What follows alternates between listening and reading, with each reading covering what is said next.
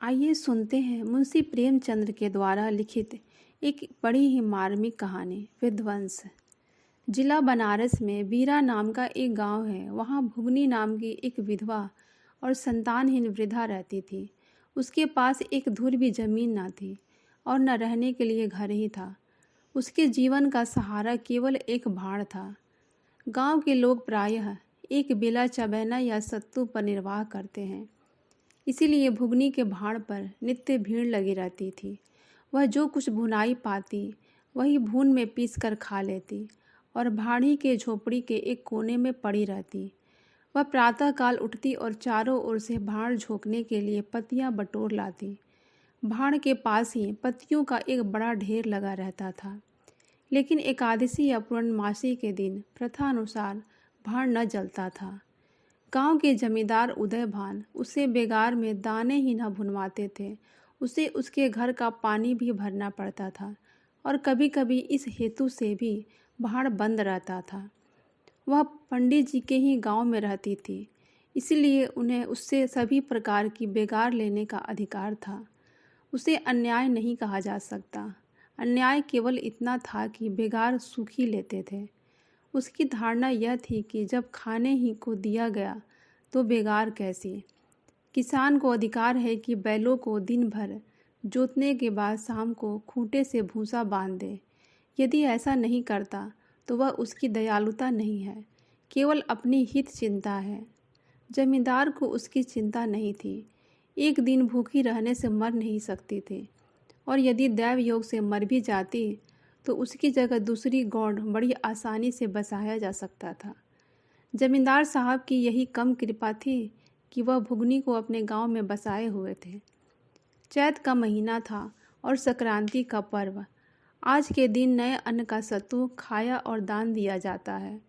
घरों में आग नहीं जलती। भुगनी का भाड़ आज बड़े जोरों पर था। उसके सामने एक मेला सा लगा हुआ था। सांस लेने की भी फुर्सत नहीं थी। ग्राहकों की जल्दबाजी पर वह झुंझला पड़ती थी कि उतने में जमींदार साहब के यहाँ से आए दो बड़े बड़े टोकरे देखकर वह सहम उठी।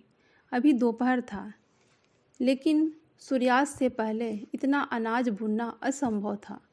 घड़ी दो घड़ी मिल जाते तो एक अठवारे के खाने भर को अनाज हाथ आता। दैव से इतना भी न देखा गया। इन यमदूतों को भेज दिया। अब पहर रात तक सेतम सेत में भाड़ में जलना पड़ेगा। एक नैराश्य भाव से दोनों टोकरे ले लिए।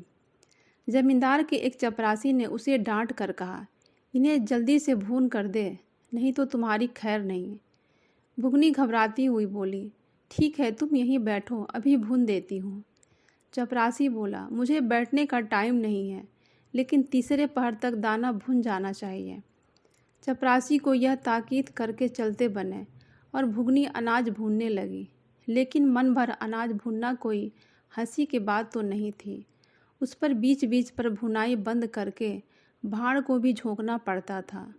अतएव तीसरा पहर बीत गया और आधा काम भी न हुआ। उसे भय हुआ कि जमींदार के आदमी आते होंगे। आते ही गालियां देंगे, मारेंगे। उसने और तेजी से हाथ चलाना शुरू किया। रास्ते की ओर ताकती और बालू नाद में छोड़ती जाती थी, यहाँ तक कि बालू ठंडी हो गई, सेवड़े निकलने लगे। उसकी समझ में नहीं आ रहा था कि क्या करे। न भूनते बनता था और न छोड़ते बनता था। सोचने लगी, कैसी विपत्ति है। पंडित जी कौन सी मेरी रोटियां चला देते हैं, कौन से मेरे आंसू पोंछ देते हैं। अपना रक्त जलाती हूँ तब कहीं दाना मिलता है, लेकिन जब देखो खोपड़ी पर सवार रहते हैं, इसलिए न कि उनके 4 अंगुल धरती में मेरा निस्तार हो रहा है। क्या इतनी सी ज़मीन का इतना मोल है? ऐसे कितने ही टुकड़े गांव में बेकम पड़े हैं, कितनी बखरियां उजाड़ पड़ी हैं, वहाँ केसर तो नहीं उपजती। फिर मुझी पर क्यों यह आठों पहर धौंस रहता है। कोई बात हुई और वह धमकी मिले कि भाड़ खोदकर फेंक दूंगा, उजाड़ दूंगा।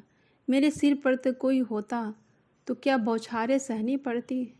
भुगनी इन्हीं कुत्सित विचारों में पड़ी हुई थी कि दोनों चपरासियों ने आकर कर्कश स्वर में कहा, क्यों बुढ़िया, दाने भुने या नहीं? भुगनी ने निडर होकर कहा, देखते नहीं भून तो रही हो। चपरासी क्रोधित होकर बोला, सारा दिन बीत गया और तुमसे इतना अनाज न भूना गया? यह तो दाना भून रही है कि उसे चौपट कर रही है। यह तो बिल्कुल सेवड़े हैं, इनका सत्तू कैसे बनेगा? सत्यानाश कर दिया सारे अनाज का। अब देखना जमींदार साहब तुम्हारा क्या हाल करते हैं। परिणाम यह हुआ कि उसी रात जमींदार ने उसकी भाड़ खुदवा डाला। अब वह अभागिन बुढ़िया निरावलंब हो गई। अब उसकी रोटी का कोई सहारा न रहा। गांव वालों को भी भाड़ के विध्वंस हो जाने से बहुत कष्ट होने लगा। लोगों ने जाकर पंडित जी से कहा कि बुढ़िया को भाड़ जलाने की आज्ञा दे दीजिए, लेकिन जमींदार ने इस पर कोई ध्यान नहीं दिया। वे अपना रौब नहीं घटा सकते थे।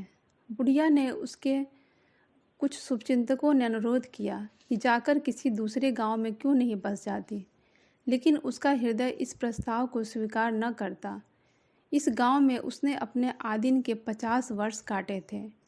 यहाँ के एक एक पेड़ पत्ते से उसे प्रेम हो गया था। जीवन के सुख दुख इसी गांव में भोगे थे। अब अंतिम समय में वह कैसे त्याग दे, यह कल्पना ही उसे संकट में जान पड़ती थी। दूसरे गांव के सुख से यहाँ का दुख भी प्यारा था। इसी तरह 1 महीना बीत गया। प्रातः काल का समय था।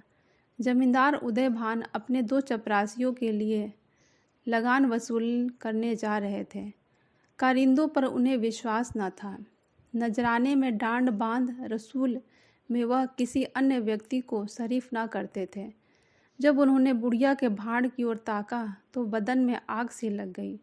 उनका पुनरुत्थान हो रहा था। बुढ़िया बड़े वेग से उस पर मिट्टी के लोंदे रख रही थी। कदाचित उसने कुछ रात रहते ही काम में हाथ लगा दिया था और सूर्योदय से पहले ही उसे समाप्त कर देना चाहती थी। उसे लेस मात्र भी शंका न थी कि मैं जमींदार के विरुद्ध कोई काम कर रही हूँ। क्रोध इतना चिरंजीवी हो सकता है, इसका समाधान भी उसके मन में न था। एक प्रतिभाशाली पुरुष किसी दीन अबला पर इतना कीना रख सकता है, उसे उसका ध्यान भी न था। वह स्वभावतः मानव चरित्र को इससे कहीं ऊंचा समझती थी। लेकिन हाँ हतभागिनी, तूने धूप में ही बाल सफ़ेद किए। तभी जमींदार उदय भान ने गरज कर कहा, अरे बुढ़िया, किसके हुक्म से तू यहाँ भाड़ बना रही है? भुगनी ने हड़बड़ा कर इधर उधर देखा तो सामने जमींदार खड़े थे। उन्हें देखते ही भुगनी ने डरते हुए कहा, सब लोग कहने लगे बना लो तो बना रही हूँ। उदय भान गरज कर बोले, मैं इसे अभी तोड़ देता हूँ। यह कहकर उन्होंने जैसे ही भाड़ को एक ठोकर मारनी चाहिए, तभी बुढ़िया सामने आ गई और ठोकर उसकी कमर पे जा पड़ी। यह देखकर उसे बड़ा क्रोध आया। कमर सहलाती हुई बोली, महाराज, तुम्हें आदमी का डर नहीं है तो भगवान का डर तो होना चाहिए। मुझ गरीब को इस तरह उजाड़ कर तुम्हें क्या मिलेगा? क्या इस 4 अंगुल धरती में सोना निकल आएगा? मैं तुम्हारे ही भले के लिए कह रही हूँ, गरीब की हाय मत लो। उदय भान क्रोधित होकर बोला, आज के बाद तू यहाँ भाड़ नहीं बनाएगी। भुगनी रोते हुए बोली, भाड़ नहीं बनाऊंगी तो खाऊंगी क्या? उदय भान बोला, हमने तेरे पेट का ठेका नहीं लिया है।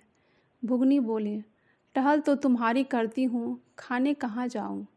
उदय भान बोला, गांव में रहोगी तो टहल करनी ही पड़ेगी। भुगनी बोली, टहल तो तभी करूँगी जब भाड़ बनाऊँगी। गांव में रहने के नाते टहल नहीं कर सकती। उदय भान चिल्ला कर बोले, तो छोड़ दो इस गांव को और निकल जाओ यहाँ से। भुगनी तैस में आकर बोली, क्यों छोड़कर निकल जाऊँ? 12 साल खेत जोतने से आसामी काश्तकार हो जाता है। मैं तो इसी झोंपड़ी में बूढ़ी हो गई हूँ। मेरे सास ससुर और उसके बाप दादे इसी झोंपड़ी में रहे। अब इसे यमराज को छोड़कर और कहीं मुझसे नहीं छीन सकता। उदय भान बोला, अच्छा तो अब तू कानून भी बघाड़ने लगी। हाथ पैर जोड़ती तो मैं रहने देता, लेकिन अब तो मैं तुझे निकाल कर ही दम लूँगा। फिर उन्होंने चपरासियों को हुक्म दिया, जाओ इसके भाड़ झोंकने के लिए पत्तियों का जो ढेर लगा रखा है उसमें आग लगा दो। जमींदार का आदेश पाते ही चपरासियों ने पत्तों के ढेर में आग लगा दी। देखते ही देखते ज्वाला शिखर आकाश से बातें करने लगी। सारे गांव के लोग उस अग्नि पर्वत के चारों ओर जमा हो गए। भुगनी अपने भाण के पास उदासीन भाव से खड़ी यह लंका दहन देखती रही। अकस्मात वह बड़ी फुर्ती से आकर उसी अग्नि कुंड में कूद पड़ी। लोग चारों तरफ से दौड़े, लेकिन किसी की हिम्मत ना पड़ी कि आग के मुंह में जाए। कुछ देर में उसका सूखा हुआ शरीर अग्नि में समाविष्ट हो गया। उसी समय पवन देव भी बड़ी तेज गति से चलने लगे। ऊर्ध्वगामी लपटें पूर्व दिशा की ओर दौड़ने लगी। भाड़ के समीप ही किसानों की कई झोपड़ियाँ थीं। वह सब उन्मुक्त ज्वालाओं की ग्रास बन गई। इस तरह प्रोत्साहित होकर लपटें और आगे बढ़ी। सामने जमींदार उदय भान की बखार थी, उस पर झपटी। अब गांव में हलचल मच गई।